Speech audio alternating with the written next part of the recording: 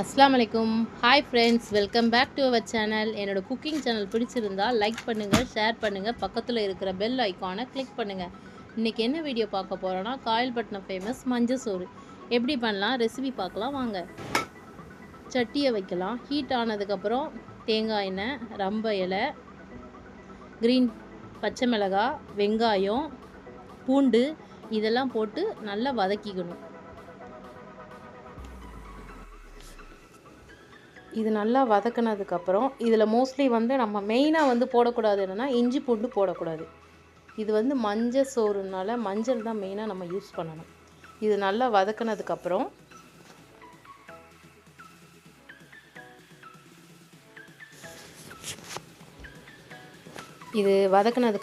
இதில் சீரகம், வெந்தயம் இது போட்டு நல்லா வதக்கிக்கணும். காயல்பட்டினத்தில் இந்த சாப்பாடுக்கு சைட் டிஷ் கருவாடு தொக்கு தான் வச்சு சாப்பிடுவாங்க. இருந்தாலும் நம்ம மட்டன் சால்னாவோட கருவாடு தொக்கு தான் ரொம்ப நல்லா இருக்கும். சீரகம் போட்டதுக்கப்புறம் மஞ்சத்தூள் போடணும். மஞ்சத்தூள் போட்டு லைட்டாக வதக்கிக்கணும்.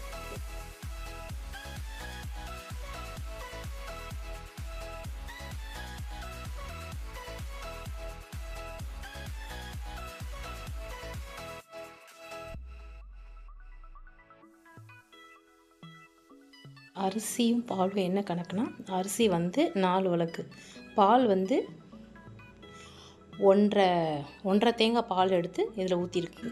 கொதி வர்றதுக்கு முன்னாடி நம்ம அரிசியை களைஞ்சி போட்டுடணும். அரிசியை அரை மணி நேரம் ஊற வச்சு நம்ம களைஞ்சி போட்டுட்டு கிண்டி விட்டுட்டு சட்டியை நம்ம க்ளோஸ் பண்ணி போட்டுடணும் வேகிற வரையும். வெந்ததுக்கப்புறம் திறந்து பார்த்தா மேலே லேசாக தண்ணி நிற்கும். அதை என்ன பண்ணணும்னா நம்ம சிம் போட்டு வேக வச்சு எடுத்தால் காயல்பட்டினம் மஞ்சள் சோறு ரெடி. தேங்க்ஸ் ஃபார் வாட்சிங். அடுப்பை ஆஃப் பண்ணிட வேண்டியது.